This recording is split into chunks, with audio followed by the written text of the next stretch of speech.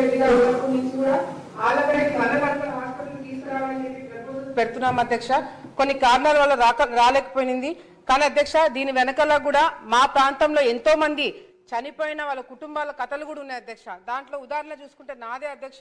శోభా నాగిరెడ్డి గారి యాక్సిడెంట్, మా తల్లి గారి యాక్సిడెంట్ అయినప్పుడు ఆలగడ్డ హాస్పిటల్, అక్కడి నుంచి నంద్యాల, అక్కడి నుంచి హైదరాబాద్కి తీసుకుపోవడం వల్ల గోల్డెన్ అవర్, ఆ ప్రాణాలు కాపాడాల్సిన ఒక సమయము కోల్పోవడం వల్ల మేము అది కాపాడుకోలేకపోయినాం అధ్యక్ష.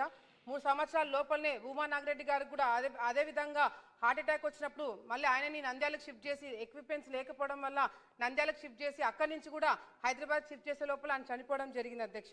మళ్ళీ ఎటువంటి కుటుంబానికి అట్లాంటి జరగకూడదని అనుకునే మరి ఫస్ట్ నుంచి కూడా దీని గురించి నేను మాట్లాడుతున్నాను అధ్యక్ష. మొదట ఇవన్నీ కూడా పక్కన పెడితే అధ్యక్ష, డేటా అదేవిధంగా లాజిస్టిక్స్ అన్నీ కూడా మంత్రి గారి దృష్టిలో పెట్టి ఎందుకు ఆలగడ్డకి 100 బెడెడ్ అవసరం అనేది కూడా చెప్పడం జరుగుతుంది అధ్యక్ష. కర్నూలు చిత్తూరు హైవే ఏదైతే NH40 నా నియోజకవర్గం నుంచి వెళ్తుందో అధ్యక్ష, నాకు 6 మండలాలు ఉంటే 4 మండలాలు ఒక మున్సిపాలిటీ ఈ హైవేకి టచ్ అవుతుంది అధ్యక్ష. మరి ఈ NH వాళ్ళు ఇచ్చిన రిపోర్ట్ బేస్ చేసుకుంటే 2021-22లో అధ్యక్ష ఫేటల్ అంటే చనిపోయిన కేసెస్ 14, మొత్తం యాక్సిడెంట్లు 93 యాక్సిడెంట్లు అయినాయి అధ్యక్ష. 22-23లో చనిపోయిన కేసెస్ 8 అయితే టోటల్గా యాక్సిడెంట్లు అయింది 100 యాక్సిడెంట్లు అయినాయి అధ్యక్ష. 23-24లో చనిపోయిన నెంబరు 7 మంది అంటే అధ్యక్ష, టోటల్ యాక్సిడెంట్లు 95 జరిగినాయి అధ్యక్ష. 24-25 ఫేటల్ చనిపోయిన నెంబర్స్ కుటుంబాలు 15 అయితే అధ్యక్ష, టోటల్గా జరిగింది 50 యాక్సిడెంట్లు అధ్యక్ష. పోయిన సంవత్సరము 10 మంది చనిపోయినారు అధ్యక్ష. 6 నెలల క్రితము 7 మంది చనిపోయినారు అధ్యక్ష. ఈ 30 పడకల నుంచి 50 పడకల అప్గ్రేడేషన్ ఏదైతే ఉందో అధ్యక్ష, గతంలో కూడా చంద్రబాబు నాయుడు గారు ముఖ్యమంత్రిగా ఉన్నప్పుడు అప్పట్లో ప్రిన్సిపల్ సెక్రటరీ గారు పూనం మాల్కొండ గారితో మాట్లాడి నాబార్డ్ కింద అప్గ్రేడేషన్లో ఆలగడ్డ పేరు లేకపోయినా కూడా దాని ఇంపార్టెన్స్ ఎక్స్ప్లెయిన్ చేయడం వల్ల అప్పుడు ముఖ్యమంత్రి గారు పెట్టడం జరిగింది అధ్యక్ష. గత ప్రభుత్వంలో టెండర్లు పిలిచి 5 సంవత్సరాలు వాళ్ళు పూర్తి చేయలేంది మన ప్రభుత్వం వచ్చిన తర్వాత కేవలం సంవత్సరం కాలంలో 50 పడకల హాస్పిటల్ పూర్తి చేసి ఎప్పుడో బ్రిటిష్ కాలంలో కట్టిన హాస్పిటల్ నుంచి షిఫ్ట్ చేసి కొత్త బిల్డింగ్ షిఫ్ట్ చేయడం జరిగింది అధ్యక్ష.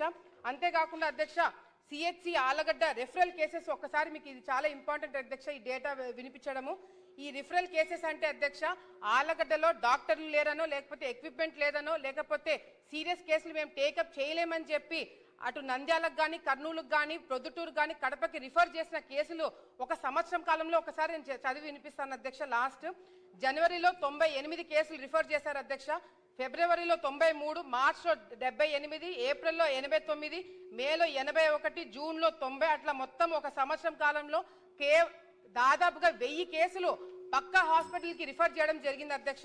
ఈ ఇంపార్టెన్స్ని దృష్టిలో పెట్టుకొని మంత్రి గారికి మేము ఒకటే అడుగుతున్నాం అధ్యక్ష, ఒకవేళ 100 బెడెడ్ హాస్పిటల్ ఆలగడ్డకి రావడము ఒకవేళ లేట్ అయితే, వేరే కారణాల వల్ల లేట్ అవుతే అధ్యక్ష, అట్లీస్ట్ ఒక ట్రామా సెంటర్ పెట్టాలని చెప్పి మేము రిక్వెస్ట్ చేస్తున్నాం అధ్యక్ష. దీనివల్ల మేజర్ యాక్సిడెంట్లు ఏదైనా అయినప్పుడు పేషెంట్ని స్టెబిలైజ్ చేసేంత వరకు కూడా ఉపయోగపడుతుంది కాబట్టి ట్రామా సెంటర్ పెట్టాలని చెప్పి కూడా మేము మంత్రి గారిని రిక్వెస్ట్ చేస్తున్నాం అధ్యక్ష. వెంకటేశ్వర గారు సార్, ఇక్కడ ప్రశ్న ఏంటంటే హాస్పిటల్లో నీడ్ ఉంది, దీన్ని 50 నుంచి 100 పడకలు చేయమని రిక్వెస్ట్. ఆల్రెడీ అఖిలప్రియ గారు క్లియర్గా ఇచ్చారు, సింపుల్గా మీరు కూడా మాట్లాడి టైం సేవ్ చేయండి.